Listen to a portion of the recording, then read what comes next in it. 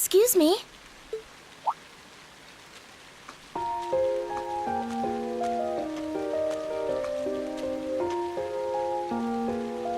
I do apologize for stopping you on a rainy day like this. Do you know if this is the building in which I might find the principal's office?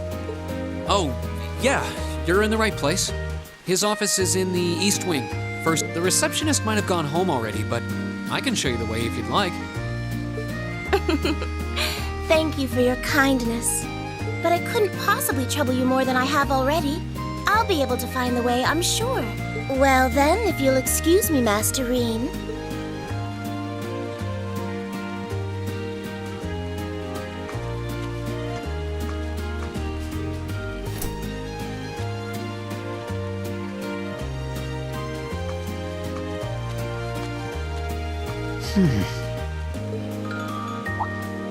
Wait a minute.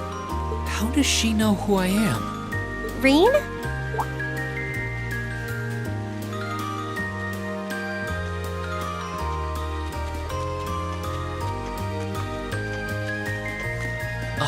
Hey there, Elisa. Heading back to the dorm? Yep. Emma and the others are staying a little longer to cram a little more. But I figured I'm not going to learn much more today, so I might as well call it a night and start prepping for tomorrow. Right. Well, you're going my way, so what do you say we head back together? Sure, okay.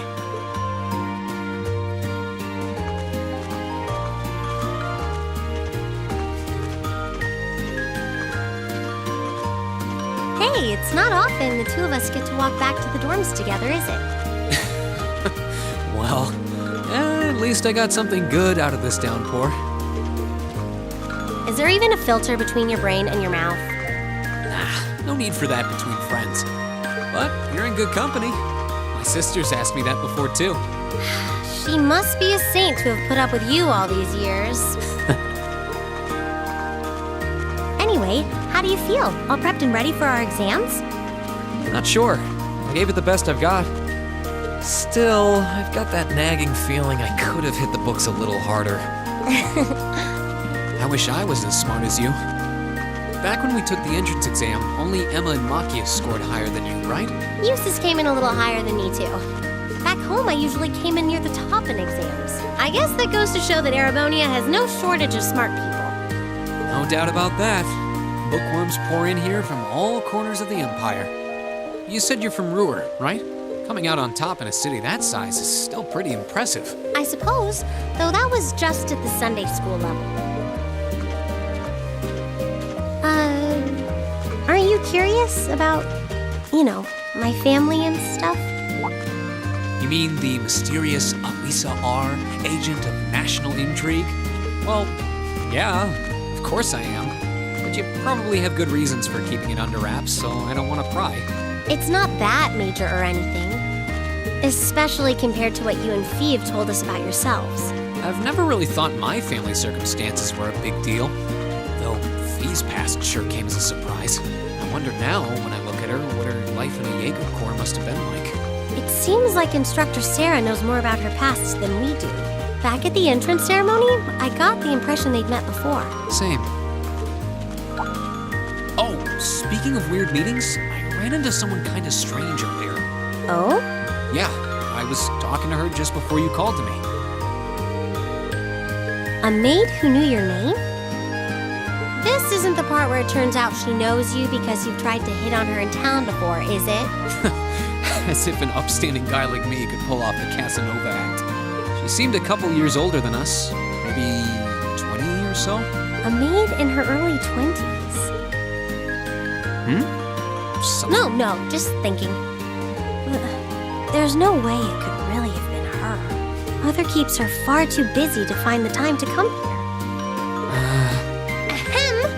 Anyway, maybe the upper class dorm has a new hire starting out or something? Though that wouldn't explain how she knew your name.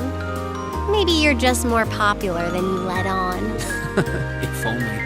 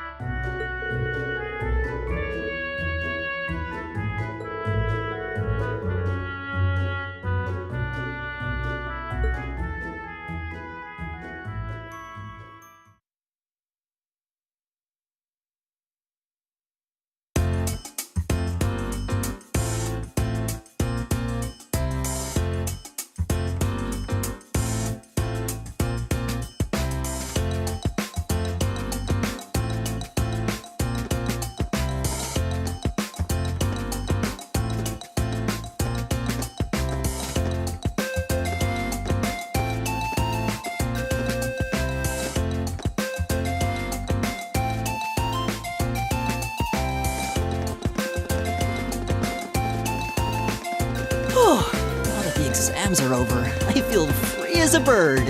And I'll keep on soaring, at least until the results come back. I sympathize, but personally, I've got a good feeling about these. How about you, Emma? How do you think you did?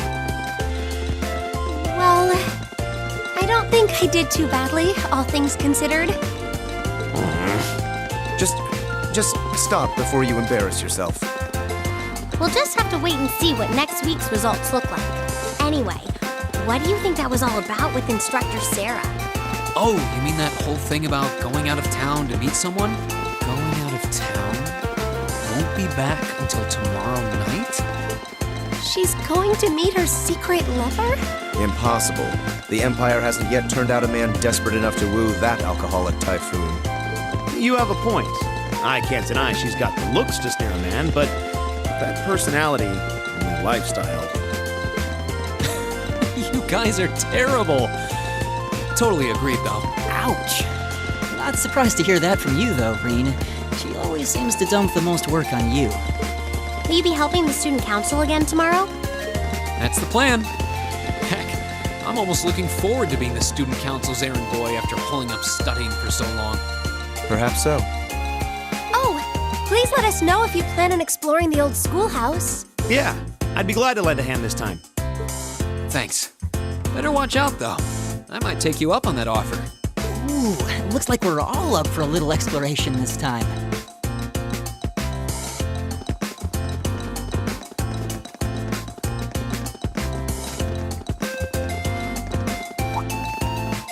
Come to think of it, where did Gaius run off to? He mentioned the principal wanted to have a word with them. You think he went there? Oh, yeah. Wonder what that was about. I hope he hasn't gotten into trouble.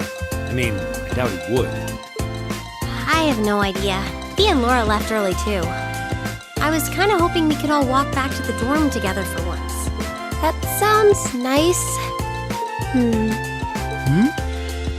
Hey, so this might just be my imagination, but do those two seem kind of awkward around each other to anyone else? Really? So you think so too? It seems like it started around the beginning of the month. I wonder if something happened then. It's like they've been avoiding each other ever since. You say that, but I did not take either as the type to dwell on petty issues or misunderstandings. Neither did I. We've been trying to suss out what the problem between them is, but so far, no luck. I wonder if that's what that was all about. Did you see something, Machias? What happened? Well, do you remember the day we gave our group reports on what happened during last month's field study? We gave a truthful account, including the part where Fee used an explosive to blast open the door to my cell. Yeah? That's when we found out that Fee used to be in a Jaeger Corps. That really threw me for a loop, but what does that have to do with Laura? Well, when that came up, I couldn't help but notice Laura had a rather unpleasant expression. It flashed across her face for only a moment, though, so I wondered if I had just imagined it. Interesting. But even if we assume that's true, what reason would she have to be upset? I can hardly hazard a guess. We all have certain things we'd rather keep to ourselves. We even have a member of this very class who remains tight-lipped about her own family after... Do you really have to drag me into this? My apologies. I meant no offense. I do have my suspicions as to your lineage, however. Really? You. Now, getting angry won't accomplish anything. Don't worry. We're not going to twist your arm into telling us. When you're ready to talk about it, we'll be ready to listen. It's not like I'm trying to make a big deal out of it or anything. It's just, if everyone knew, it'd make things awkward between us, and I don't want that. Welcome back, my lady. Huh?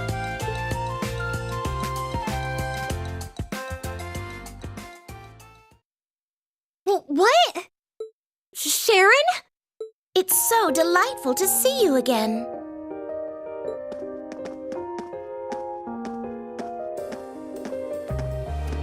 Oh, hey. It's that maid I ran into the other day. You know her? What are you doing here? She did it. Mother didn't... But of course, I was sent here at the behest of the chairman herself. Starting today, I will be assuming the position of caretaker for Class VII's dormitory.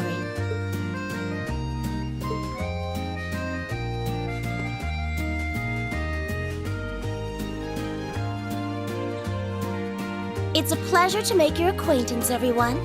My name is Sharon Kruger. I am a servant in the employ of the Rhineford household, Lady Elisa's family. I will do all I can to be of service to you, so please keep me informed of anything you might need.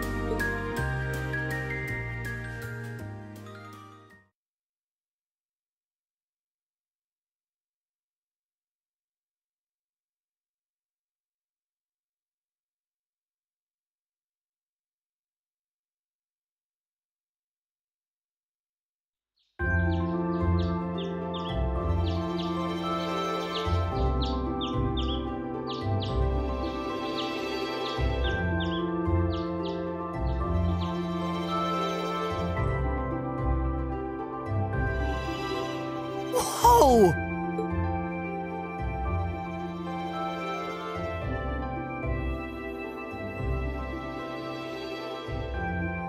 Simply spectacular. Just how many different types of food are there here? This looks more than edible. I believe this is what they call an imperial breakfast. That's right, Emma. It's a traditional Erebonian style of breakfast. I must apologize. It's taken me some time to familiarize myself with this kitchen, so my cooking has been a bit lackluster. Come now, Sharon. Your skill is something to be praised. This is far more colorful and varied than the breakfast served in my own home. I would compare this spread favorably with the breakfast served in the Duke's household. I'm honored that you think so. I've also brewed both tea and coffee if anyone would like some.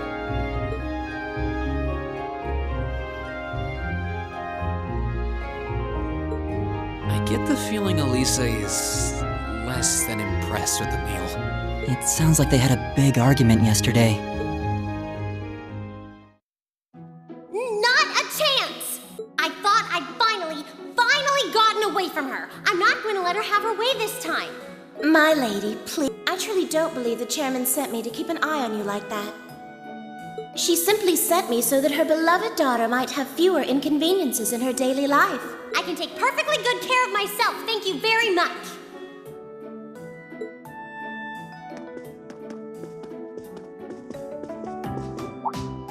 Oh, fine!